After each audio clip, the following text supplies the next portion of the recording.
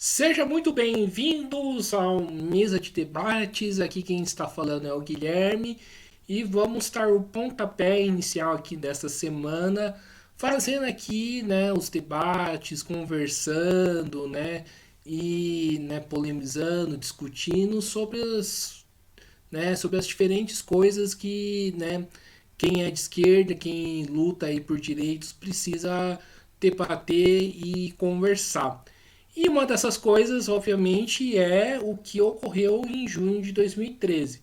Algo que o Mesa de Debates vem fazendo, ao decorrer do mês, trazendo aqui uma semana, de debate sobre as manifestações de junho, conversando aqui com o Lucas, que foi do do Movimento Passe Livre, né? Tem que tomar cuidado para não confundir MPL com MBL.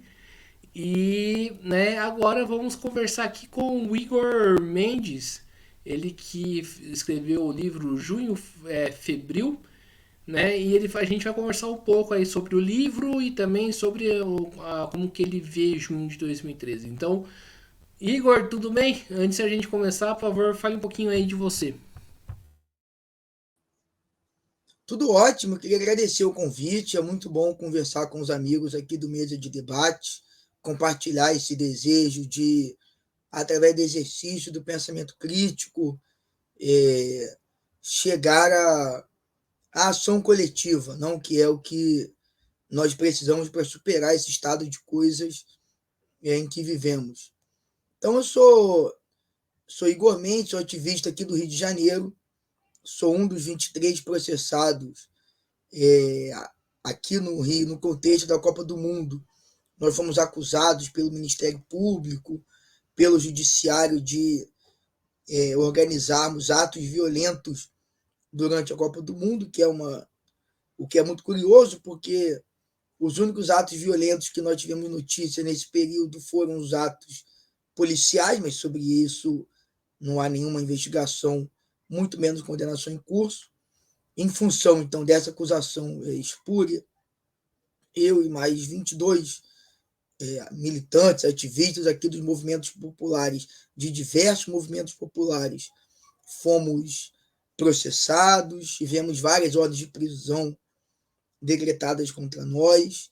Eu passei 7 meses preso no complexo penitenciário de Jericinó, aqui na zona oeste do Rio de Janeiro, em virtude, inclusive, dessa experiência. Eu escrevi meu primeiro livro, A Pequena Prisão, e volto agora, através do Junho Febril, a abordar esse tema tão fundamental sobre esse acontecimento fundamental na história do Brasil, e creio que o seu caráter fundamental, há um consenso sobre isso. Nenhuma pessoa dirá que 2013 foi um acontecimento fortuito, mas não só fundamental, também eu friso aí, é uma opinião minha, muito clara, de que 2013, as jornadas de junho, são também um acontecimento memorável da nossa história, de modo que o Junho Febril, que é esse livro que eu apresento, é uma tentativa, a primeira em literatura, de reconstruir aqueles dias em que, parafraseando Marx, né, o Marx dizia que na história, via de regra, 20 anos equivalem a poucos dias. Contudo, de tempos em tempos, ocorrem dias que condensam vintenas de anos. Então, junho e fevereiro é uma tentativa de reconstruir aqueles dias que valeram, sem dúvida nenhuma, vintenas de anos. Maravilha, Igor. Então vamos aí para a primeira pergunta. Durante o debate na semana de debates que ocorreu aqui no canal, a gente viu um debate, que é mais ou menos assim, junho de 2013, foi de esquerda ou foi de direita, né? O que junho de 2013 foi para você? Um movimento de esquerda, um movimento aí, da chamada guerra hippie, ou seja, de direita? O que representou junho de 2013? 2013 foi um movimento popular, com reivindicações absolutamente candentes e muito palpáveis para milhões de brasileiros pobres. Não? Então, se nós olharmos, por exemplo, quanto às pautas, podemos tomar a questão da tarifa. Eu vejo algumas pessoas querendo desqualificar como se isso fosse algo de somenos, e isso é uma atitude típica de uma dita esquerda, entende? Que é muito mais, fala em nome de uma aristocracia operária, que não conhece, de fato, a realidade dura de milhões de brasileiros. Hoje, nós temos uma maioria de trabalhadores, entende? De trabalhadoras, vivendo na informalidade. Isso é um fato. Esse trabalhador que vive na informalidade, ele não tem o vale transporte da firma. Ele paga a passagem do bolso. Portanto, o problema dos transportes públicos, tanto o seu encarecimento contínuo, acima da inflação, inclusive devido à relação absolutamente orgíaca entre empresários de transporte e prefeituras Brasil afora, de um lado, e o péssimo serviço prestado, isso tem gerado sucessivas revoltas populares nos últimos anos. Você pode pegar em 2003 a revolta do Buzu em Salvador, você pode pegar em 2004 Florianópolis. Ainda em 2013, antes de junho, em São Paulo, houve movimentos muito massivos e muito radicalizados contra o aumento das passagens em Goiânia, Natal e em Porto Alegre. Portanto, isso tem gerado sempre manifestações populares, afora aquelas espontâneas que ocorrem praticamente todos os dias nos bolsões de miséria do Brasil, seja no ônibus, seja nos trens, nos metrôs, aquela imagem clássica da população marchando sobre trilhos e fazendo o seu protesto, porque uma composição pifou. Então, a pauta de transporte é evidentemente uma pauta popular. Quem tem dinheiro não pega ônibus. Outra pauta de 2013 é a pauta das remoções. Por conta dos mega eventos, nós tivemos Brasil afora, entende? E aqui no Rio, que ademais teve as Olimpíadas, não? Então, de forma muito concentrada, a remoção de comunidades inteiras. Aqui mesmo ao redor do Maracanã havia uma antiga comunidade operária que eu tive o prazer de conhecer antes desse processo, chamada Metrô Mangueira, que foi destruída. As pessoas tiveram suas vidas arruinadas. O local onde elas nasceram, cresceram, o local onde elas moravam, perto do trabalho, entende? Foi destruído pela prefeitura em nome de construir um estádio para o Maracanã. Detalhe, o estádio ficou no papel. O estacionamento, perdão, do Maracanã ficou no papel. Nem isso foi feito. E essas pessoas foram varridas para lonjuras, entende? Para os rincões da Zona Oeste, aqui no Rio. E elas que viviam perto do trabalho, entende? Foram arremessadas para 50, 60 quilômetros de distância. Isso também ocorreu no centro da cidade. Em São Paulo também. Todo o movimento sem teto daí, que é muito forte, enfrentou esse problema. O despejo, as comunidades sendo varridas do centro em direção às periferias. Então, a remoção é uma pauta também naturalmente popular. Há uma terceira, a violência policial. Não, embora a questão da tarifa tenha sido realmente uma espécie de um disparo, de um gatilho inicial, mas o verdadeiro catalisador das manifestações populares foi a ação policial de extrema truculência na Avenida Paulista, no dia 13 de junho, precisamente. Dia em que uma repórter da Folha de São Paulo, chamada Juliana Valone, recebeu um tiro de bala de borracha no rosto. Essa imagem viralizou e comoveu o país. O que, aliás, é bastante curioso, porque nesse mesmo dia 13 de junho, pela manhã, a Folha de São Paulo lançou um editorial duríssimo chamado Retomar a Paulista, em que ela exigia que a polícia retomasse a Paulista. né, para os carros, naturalmente. Então, essa ação brutal policial escandalizou, chocou o país e nacionalizou os protestos. E ainda uma terceira pauta, que é também popular, que é o rechaço, entende, aos gastos absurdos para a Copa do Mundo, na construção de verdadeiros elefantes brancos, entende, que é um contraste flagrante, violento, com a situação de penúria dos serviços públicos, como saúde, educação, sem falar a corrupção desbragada, cínica, entende? A relação também orgíaca, ela, histórica, estrutural do Estado brasileiro, entre o orçamento público, os empreiteiros e os grandes bancos. Então, quanto às suas pautas, 2013, o movimento popular, ou seja, de esquerda, porque, na minha opinião, popular, eu digo não pelo seu apenas pela composição, pelas suas pautas popular, não? Mas também quanto à sua composição. 2013 foi um movimento, em grande medida, de jovens, entende? Jovens entre 20 e 25 anos, boa parte deles desempregados, ou trabalhando em setores muito precarizados, como de telemarketing, serviços,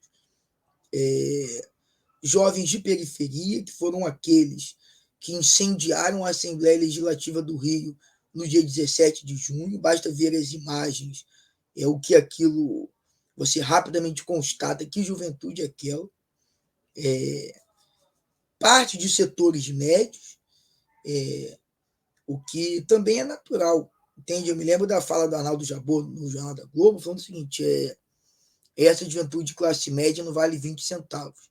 Bom, mas é melhor que a juventude de classe média, esse extrato, seja revoltoso do que conformista, de todo modo. Não? Então,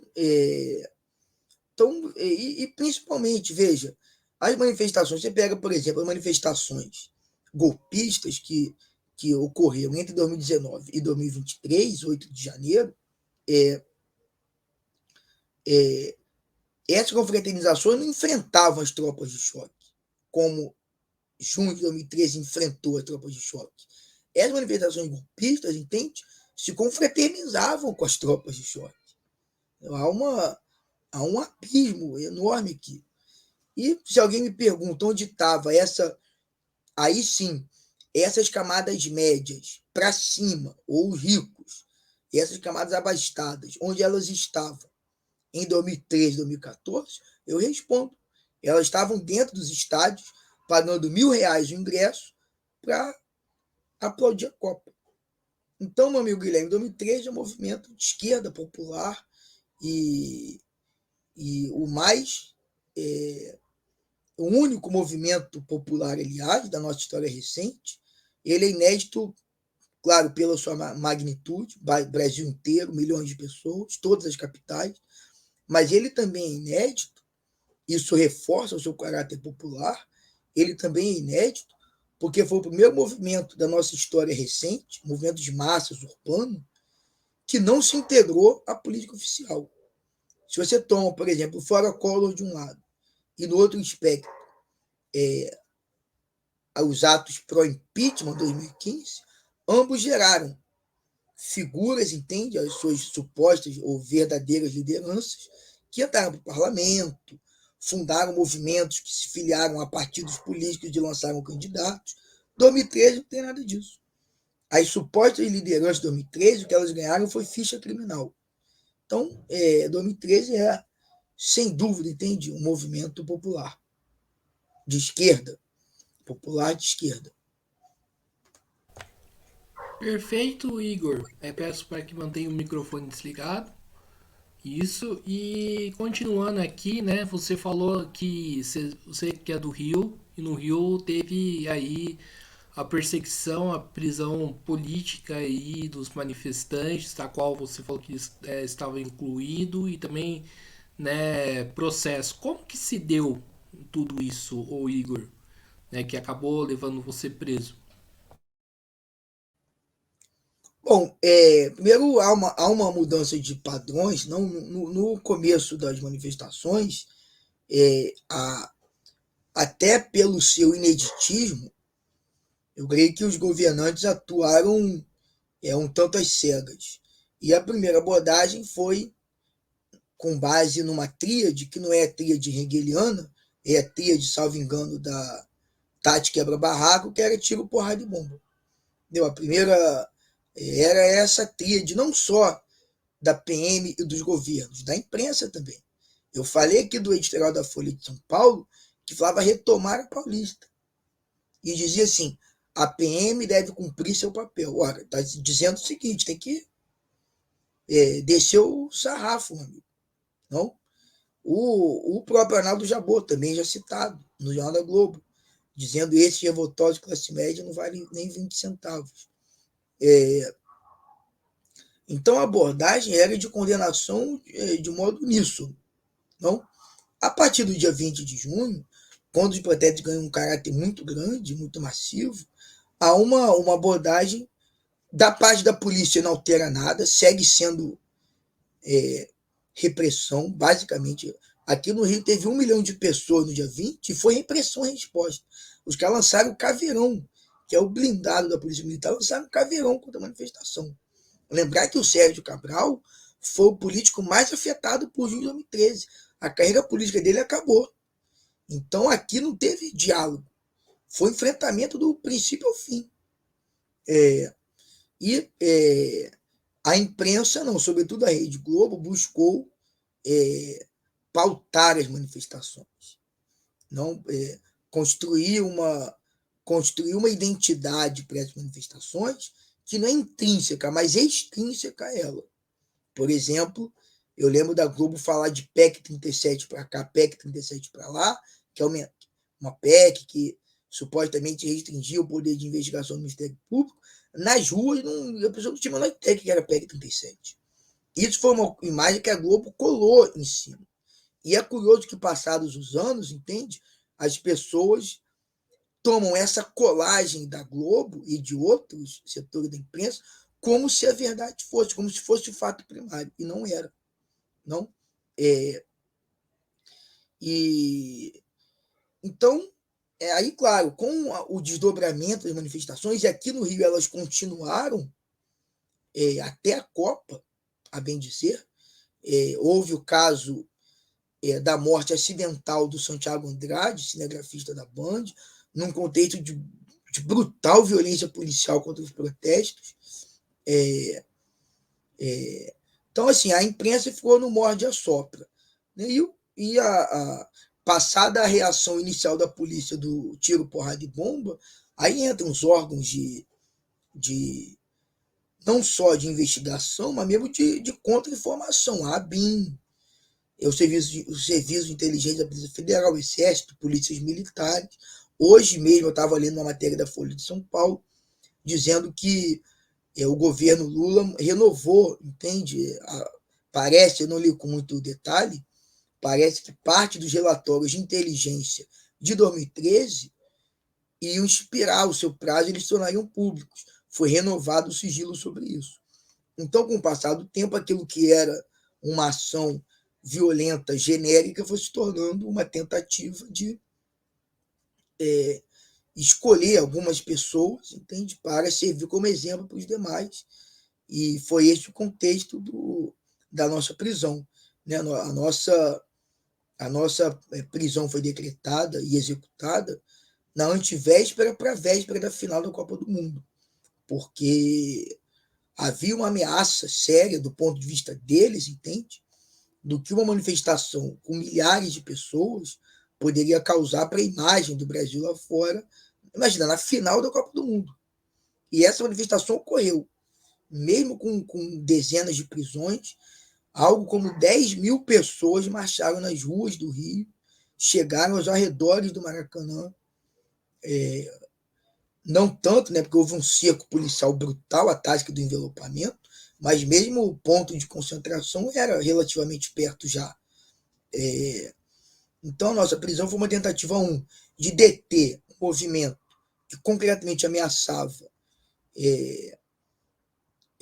o transcorrer daquela festa estapafúrdia, tem de uma reedição chinfrim de país de chuteiras, mas era também uma tentativa de, tomando-nos como exemplo, desencorajar o movimento popular de modo geral.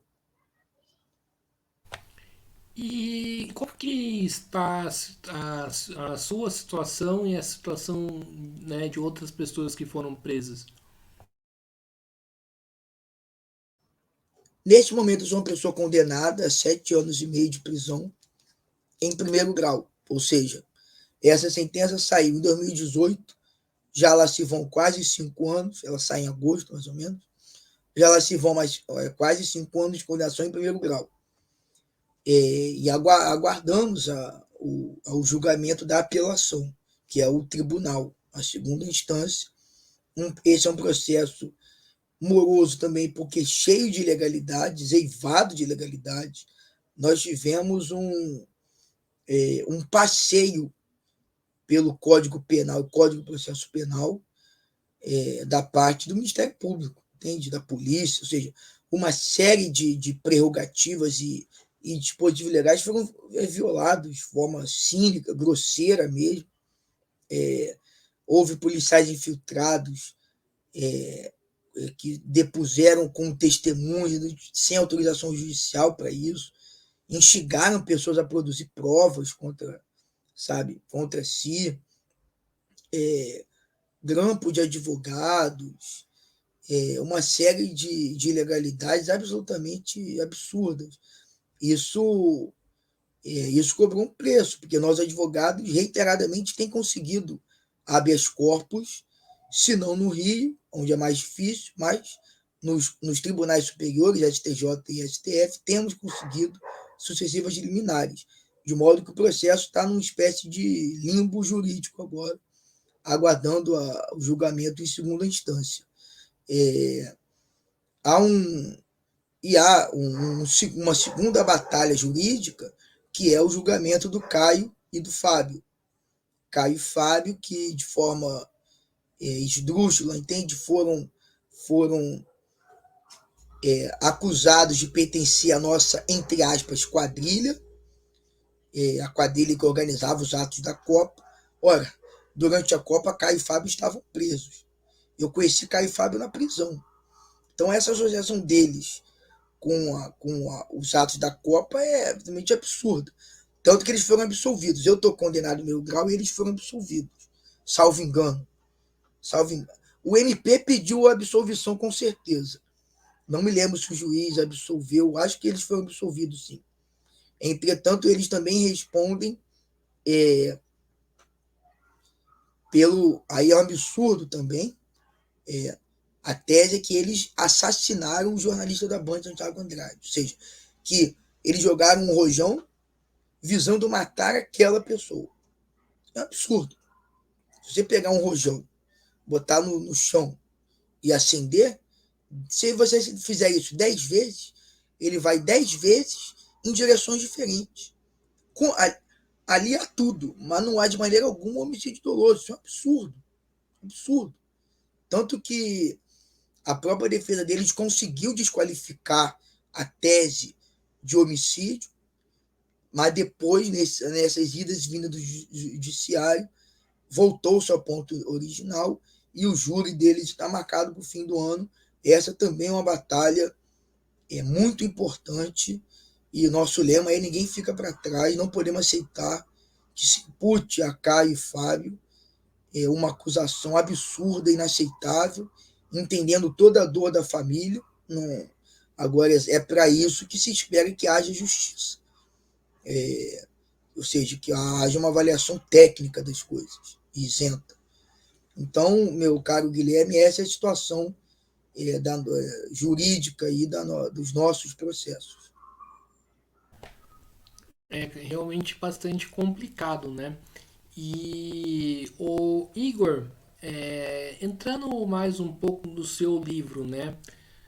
Você falou que junho foi um acontecimento importante, né, para toda a história do país, né? O que representou então junho de 2013 para o Brasil e para a história do Brasil? Queria que você aprofundasse um pouco mais sobre esse argumento.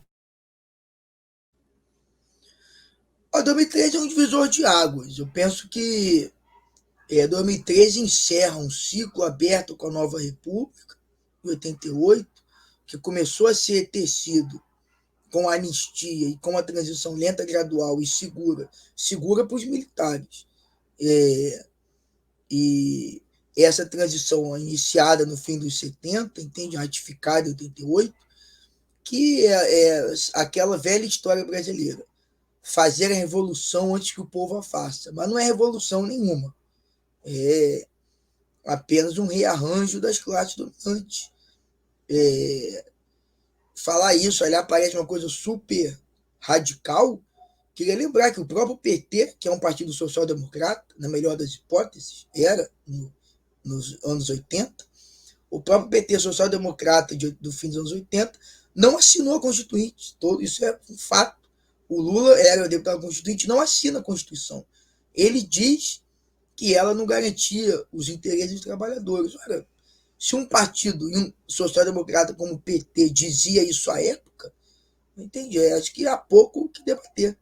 Então, a Constituição de 88 foi um pacto, entende? Selou uma composição que absolutamente não assegurou os direitos populares. E as poucas conquistas democráticas da Constituição, como, por exemplo, a existência do Sistema Único de Saúde, começaram a ser destruídas no dia seguinte. E outros dispositivos, como, por exemplo, o papel das Forças Armadas, manteve-se. Entende? Você pega o tal artigo 142, não é verdade que ele fala explicitamente que as Forças Armadas podem intervir. Não é verdade, ele não fala isso explicitamente. Mas ele é um artigo ambíguo, e propositalmente ambíguo, porque o Brasil é um dos poucos países de democracia burguesa, liberal, aqui a gente pode falar as coisas de forma clara, né? Não existe democracia em geral. Você fala democracia, a pergunta seguinte é para qual classe? Então, o Brasil é um dos poucos países de democracia burguesa, entende?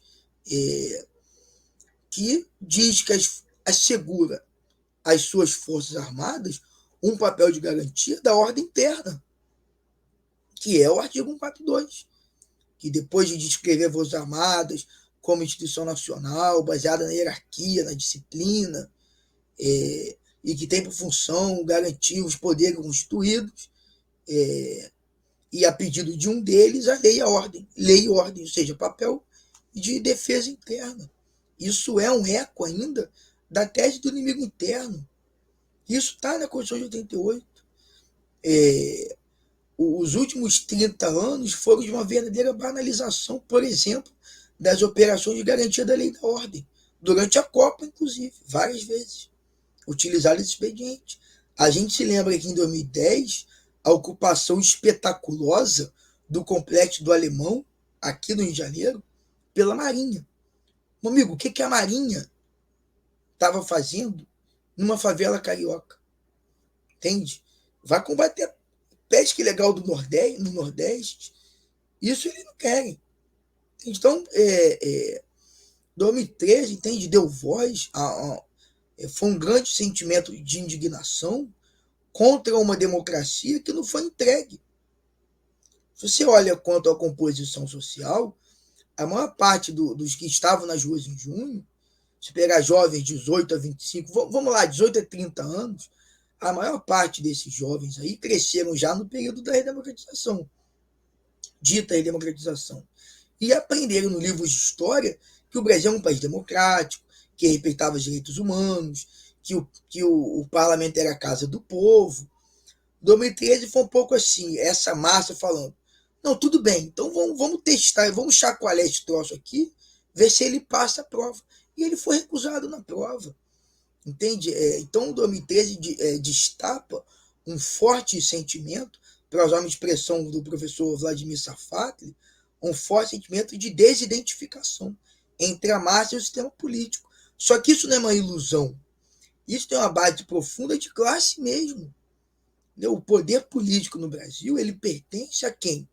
Ele nunca saiu das mãos dos grandes empreiteiros, comerciantes, de monopólios nacionais e estrangeiros e do setor latifundiário. Então,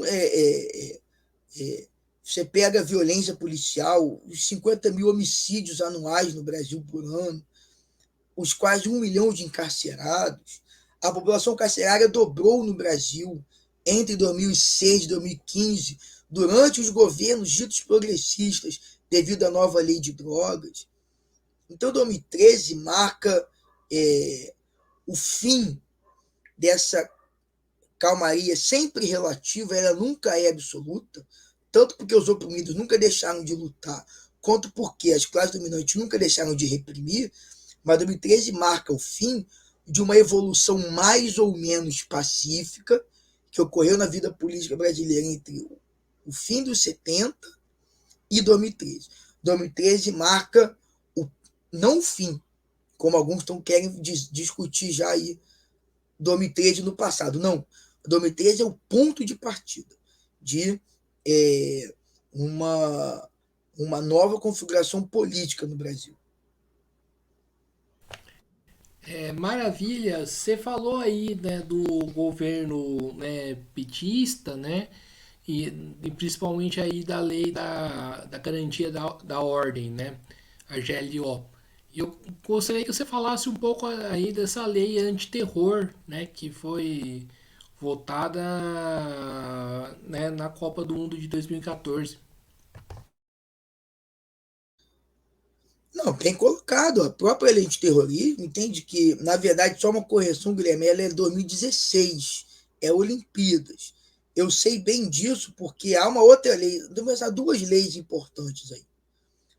Ainda em 2013, essa foi a primeira resposta efetiva do governo Dilma às manifestações. Aliás, é muito curioso ver a Dilma querendo fazer uma análise das manifestações como se fosse uma análise imparcial, uma análise por cima dos acontecimentos. Não, a Dilma foi parte daquele aparato tanto de repressão, entende, como era alvo também daquilo. Ela não está fora disso, imagina. Então, aliás, um parênteses aqui, eu vejo muito mais nessas considerações da Dilma uma tentativa de salvar a biografia, sabe? Fazer até um certo contraponto ao Lula e salvar a sua biografia. Mas as pessoas respondem pelos seus fatos, entendeu? O Marx falava isso. Você não julga uma pessoa, nem uma organização, pelo que ela diz de si, você a julga pelos seus atos. Então, a única resposta do governo nesse sentido foi, primeiro, a nova lei de organizações criminosas, tramitou em regime de urgência no Congresso Nacional a reforma do artigo 288 do Código Penal, que é sobre quadrilha ou bando. Não vou entrar em minúcias, mas essa lei que reforma o artigo 288, que tramita em regime de urgência de 2013, ela flexibiliza o conceito de associação criminosa. Ela facilita o enquadramento de manifestantes como associação criminosa. Ela também aumenta a pena, de modo a dificultar que eles saiam pagando fiança. Isso começa a acontecer. Aqui no Rio, as pessoas envolvidas em manifestação começam a entrar nas prisões e permanecer presas. E essa lei é muito importante porque é a nova lei de organizações criminosas que institui que introduz o instituto da delação premiada. A delação premiada vem dentro dessa reforma da nova lei de organizações criminosas, entende? E ela nasce como uma tentativa de criminalizar manifestantes. Quis a história, entende, que isso se voltasse, que esse efeito se voltasse contra os seus promotores. Aliás, a história está cheia de eventos assim, não? Então, essa é uma lei bastante importante. Foi essa lei que nos enviou para Bangu, por exemplo. E em 2016, houve não, a sanção da lei antiterrorismo. É uma vergonha um partido dito de esquerda que sanciona uma lei antiterrorismo, que é uma lei draconiana, entende? A própria definição de terrorismo é bastante subjetiva, embora haja um excludente que não possibilita que movimentos populares sejam enquadrados por terrorismo, só que o que é movimento popular é uma análise subjetiva. No fim das contas, fica na mão do delegado, do promotor, do juiz, não? Então, e essa lei já foi implementada. Ela não valeu agora para os golpistas de 8 de janeiro, e eu não acho que aquilo ali foi terrorismo de fato. Aquilo foi defesa de golpe de Estado. Tem lei que pune isso. Terrorismo é outra coisa. Seria um erro absoluto banalizar, entende, a coisa do terrorismo. Isso é como oferecer a guilhotina, a cabeça guilhotina, do ponto de vista popular. Agora, essa lei já foi implementada. Quem nos acompanha, os nossos internautas, podem ir no Google aí, botar assim, Operação Hashtag, que foi uma operação movida pela Polícia Federal, é claro, a pedido do Ministério Público Federal, com a autorização da Justiça, em 2016, que prendeu um grupo de jovens acusados de pertencer a um Estado Islâmico. Se puxar pela memória, vocês vão se lembrar disso. A única coisa que tinha sobre eles era a conversa de rede social. Essas articulações golpistas com altos mandos das Forças Armadas são 100 vezes mais graves do que aquela conversa de garotos, entende? Supostamente planejando uma ação, não sei mais o quê. Aliás, a lei não pune atos preparatórios até. Né? Esses jovens foram presos. A lei no antiterrorismo prevê, inclusive, a condição do cárcere. As pessoas acusadas de terrorismo têm que ser mantidas presas em presídio federal de segurança máxima, que é uma condição de estrito isolamento. Não? E um desses jovens, ele foi assassinado na prisão. Me foge agora, infelizmente, o nome dele. Um dos alvos da Operação Hashtag. Ele foi isolado no presídio federal. Depois ele foi transferido para uma unidade estadual e, sendo colocado no convívio de outros presos, a alcunha que ele tinha era de terrorista, ou seja, na visão dos presos, um sujeito que quer matar crianças, mulheres inocentes. Os presos espancaram ele até a morte. Então você vê. Eu não acho que nenhum caso, nem o 8 de janeiro, que tem que ser repudiado, mas não é terrorismo, nem esses jovens discutindo bobagem na internet também não era. É outra coisa, mas não é terrorismo. Nenhum nem outro. Só que para o 8 de janeiro não valeu. E ele foi muito mais grave. Para esses 3, 4 aí, valeu. Um foi assassinado na prisão. Então, é extremamente grave, danoso, entende? E é vergonhoso, sob a égide de um governo dito de esquerda, que se tenha sancionado uma lei antiterrorismo no Brasil, que no futuro imediato, próximo, sem dúvida, se banalizada, servirá contra, entende, os movimentos populares.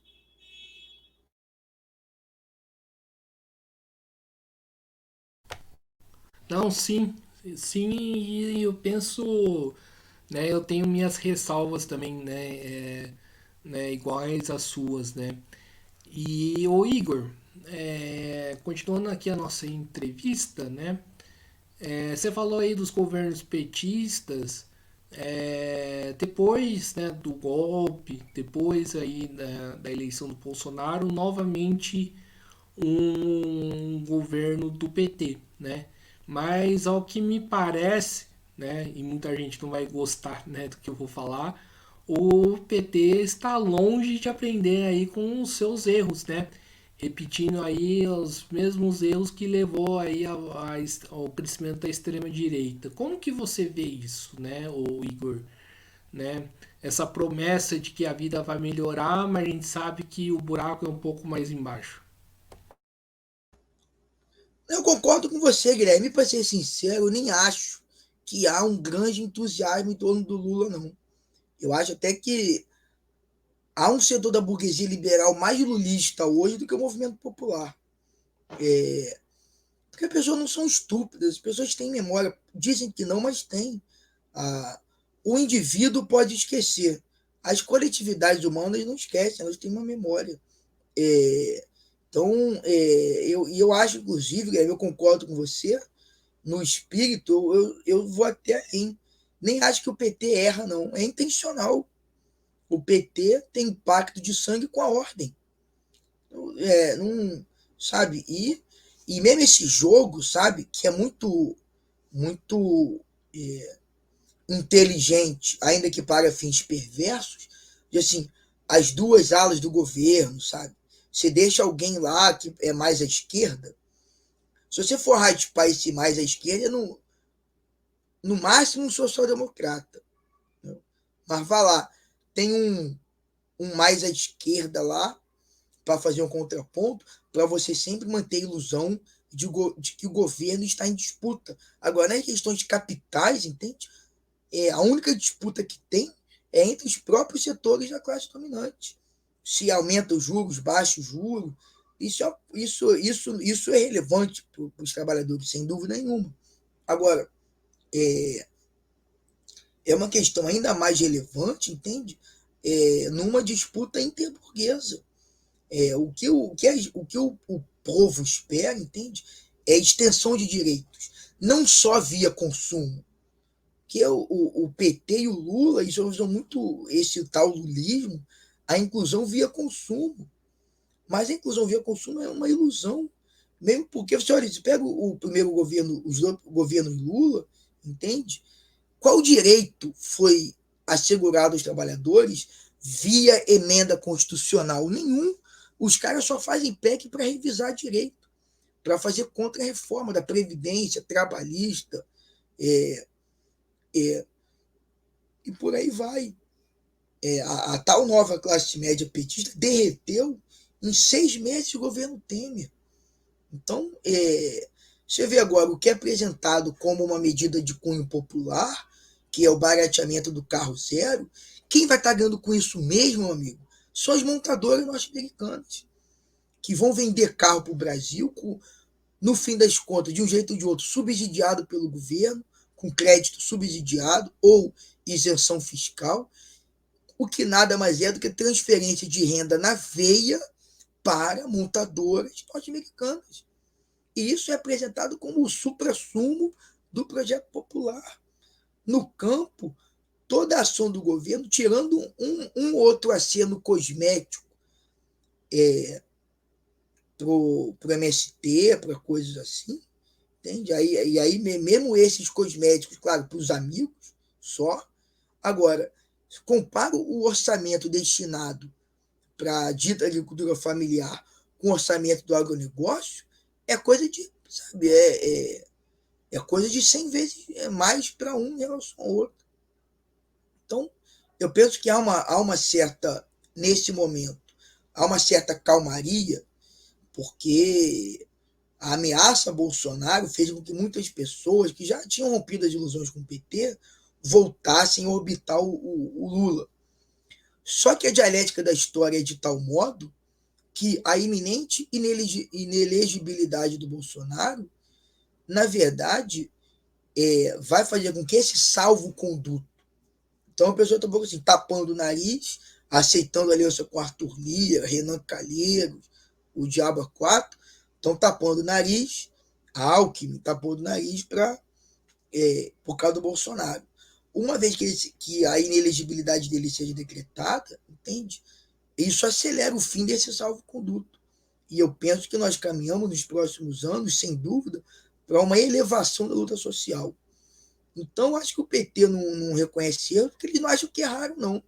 Se você vê os ideólogos do PT falando, ao contrário, o errado é o povo.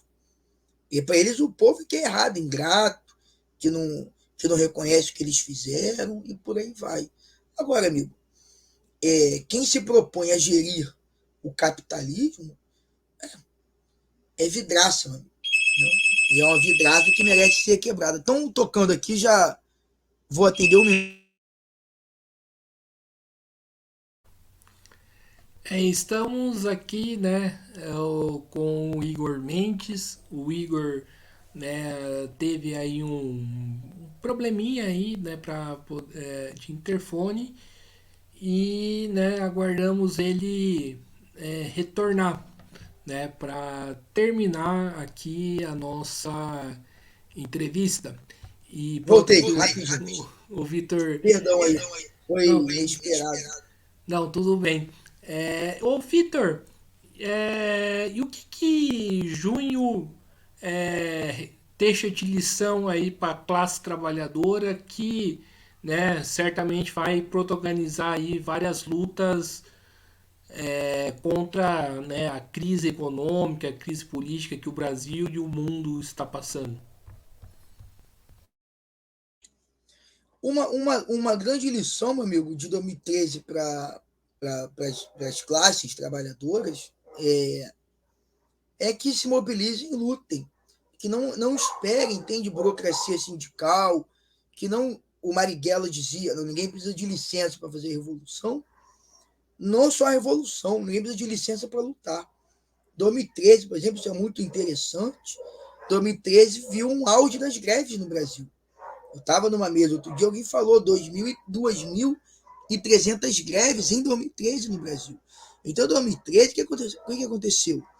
A juventude nas ruas encorajou os trabalhadores a atropelarem suas direções burocratizadas. Na sequência de 2013, teve a greve histórica dos garis aqui no Rio de Janeiro, a ocupação das escolas que começou aí em São Paulo, se irradiou pelo país e por aí vai. Então, a grande lição de 2013 é não esperar, do ponto de vista dos trabalhadores, entende? Não esperar a burocracia sindical. Porque, sabe aquele negócio da onde você não espera nada que não vai sair nada mesmo? Não, e a estrutura sindical no Brasil é completamente engessada, burocratizada, corporativizada, pelega mesmo, foi criada para ser assim. Mas há um outro ponto, além desse, além do problema dos trabalhadores enfrentarem e atropelarem as direções oportunistas, entende?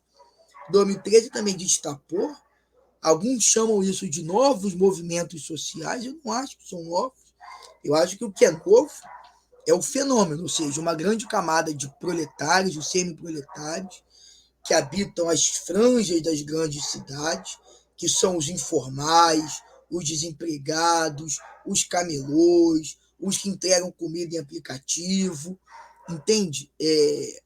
Os sem teto, os desempregados. 2013 também traz como lição a centralidade dessas pautas, porque a esquerda institucional ela acha que movimento popular é apenas o que é sindicalizado e faz greve. Mas isso é um erro. Hoje isso é, inclusive, uma menor parte do proletariado. A maior parte do proletariado está nas favelas, está lutando para viver de bico, sabe-se lá como. E aí, no rigor da categoria, é mais um semi-proletário que um proletário. Então, então 2013 traz essas duas lições. De um lado, que mesmo o movimento sindical, operário sindical clássico, chão de fábrica, rompa com as amarras de suas direções.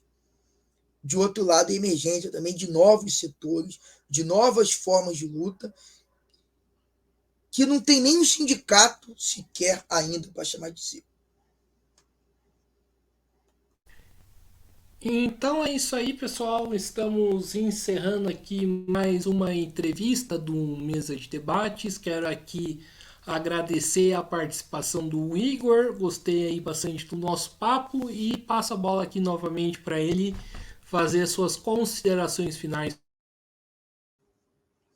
Não, só agradeço o espaço, também adorei a conversa.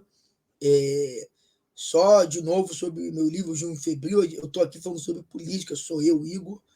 O Junho Febril é uma tentativa de reconstrução literária daqueles acontecimentos, ou seja, transpor essa densa névoa interpretativa, a maior parte dela enviesada sobre 2013, e retomar aquele jeito na sua concretude mesma. Se o livro é bom ou ruim, eu não tenho condições de dizer, mas ele é, isso é verdade, a primeira expressão de 2013 em literatura.